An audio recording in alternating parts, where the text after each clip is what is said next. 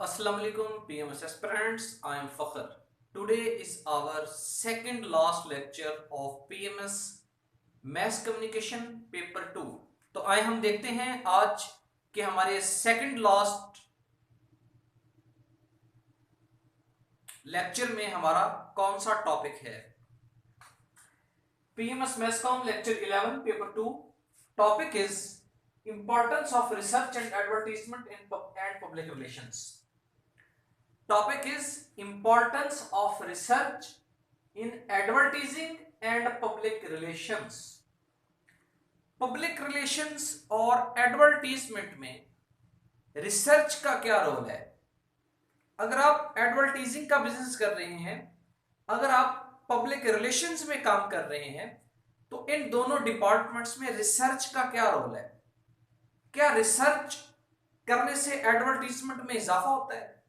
क्या रिसर्च करने से, एडवर्टीजमेंट में रिसर्च करने से क्या आपकी प्रोडक्ट ज्यादा सेल होती है? अगर आप कोई प्रोडक्ट सेल कर रहे हैं और आपकी प्रोडक्ट से रिलेटेड मार्केट में कोई न्यू नॉलेज आ जाता है, न्यू इंफॉर्मेशन आ जाती है, आपको कैसे पता चलेगा? क्या आप रिसर्च करेंगे? क्या आप रिसर्च करने के बाद वो न्यू आइडियाज अपनी प्रोडक्ट से रिलेटेड, वो न्यू फीचर्स अपने क्लाइंट्स, अपने कस्टमर्स के साथ शेयर करेंगे?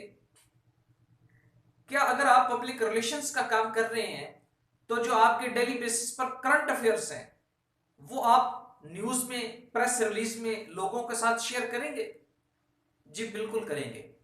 तो इसलिए एडवर्टीजमेंट और पब्लिक रिलेशंस में रिसर्च की बहुत ज्यादा इंपॉर्टेंस है।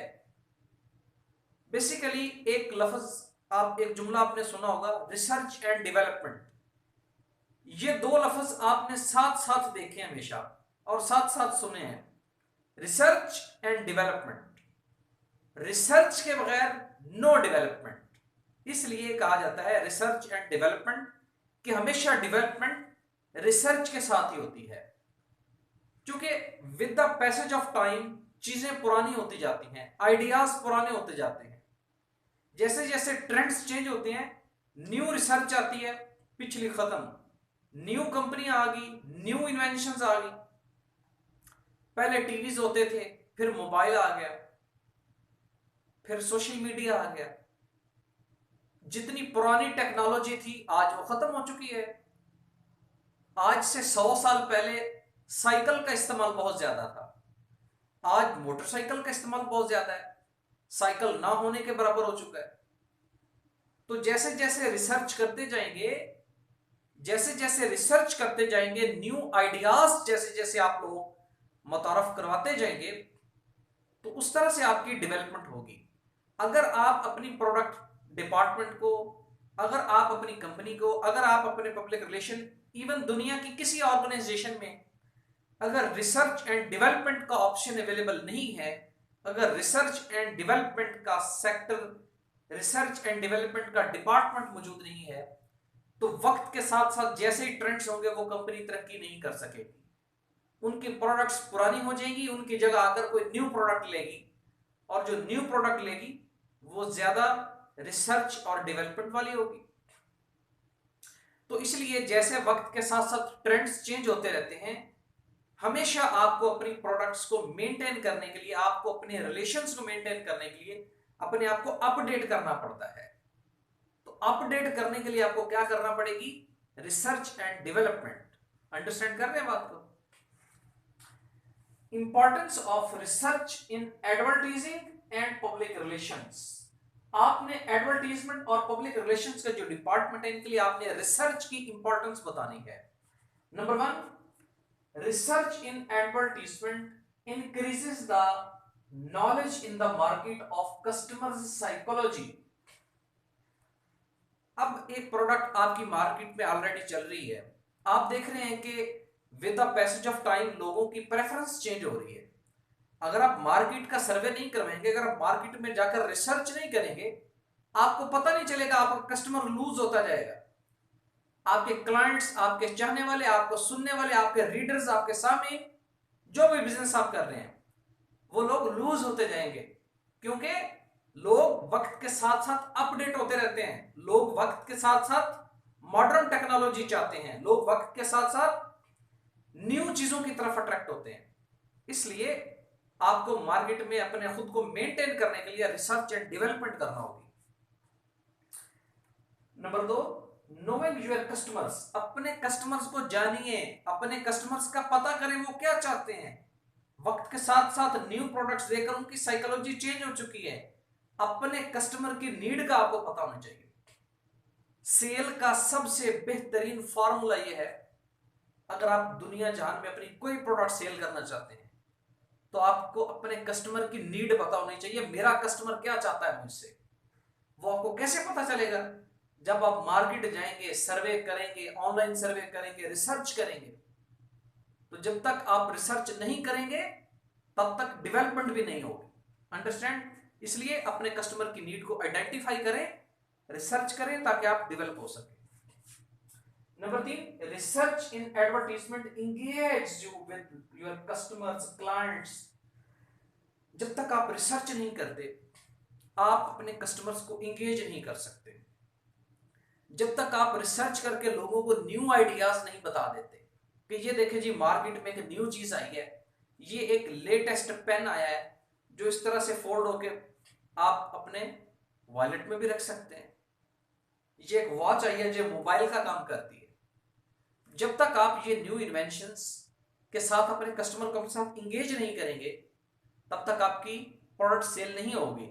इस मकसद के लिए आपको रिसर्च करना पड़ती है। Number 4, new innovatives ideas are attached with products. Research का क्या फायदा होता है? जो रिसर्च में आप न्यू इन्वेंशंस लेकर आते हैं, न्यू आइडियाज लेकर आते हैं, वो आप अपनी प्रोडक्ट के साथ अटैच कर देते हैं ताकि आपको आपके कस्टमर्स को पता चले कि ये जो प्रोडक्ट्स है ये वक्त के साथ अब मॉडर्न हो चुकी है। पहले इसकी पैकिंग पुरानी थी, न्यू आ चुकी है। पहले इसकी क्वालिटी ये थी, अब क्वालिटी बेहतर हो चुकी है। पहले इसके फीचर्स ये नहीं थे, अब फीचर्स चेंज हो चुके हैं। पहले इसमें फलां बटन नहीं था, फलां ऑप्शन नहीं था। तो जैसे ही न्यू रिसर्च आई, इस पुरानी प्रोडक्ट्स को उन्होंने अपडेट कर दिया। अब ये उस प्रोडक्ट का अपडेट मॉडल है, अब ये उस प्रोडक्ट की अपडेट शक्ल है, न्यू शक्ल है। तो जब आप रिसर्च एंड डेवलपमेंट करके न्यू आइडियाज, न्यू फीचर्स आप अपने प्रोडक्ट के साथ ऐड करेंगे तो आपकी सेल अच्छी होगी। Understand? Number 5, new and authentic information delivery to customers. Research का पांचवा फायदा यह होता है कि आपकी जो न्यू इंफॉर्मेशन है आपके पास और ऑथेंटिक इंफॉर्मेशन है वो रिसर्च करके आप कलेक्ट करके अपने कस्टमर्स के साथ शेयर कर पाते हैं। Number 6, new trends in sales and marketing. Sales and marketing में जैसे ही न्यू ट्रेंड्स आएंगी, अगर आप अपने आप को अपग्रेड नहीं करेंगे, वक्त के साथ साथ खुद को अपडेट नहीं करेंगे तो आप तरक्की नहीं कर सकते। Number 7, use research as a tool for market survey of your products. अपनी प्रोडक्ट्स का सर्वे करें, मार्केट सर्वे करवाएं, फीडबैक लें लोगों से कि आपके प्रोडक्ट से लोग सेटिस्फाइड हैं। तो ये सब काम सब कैसे होगा? जब आप रिसर्च करेंगे। Number 8, research establishes a foundation for public relations.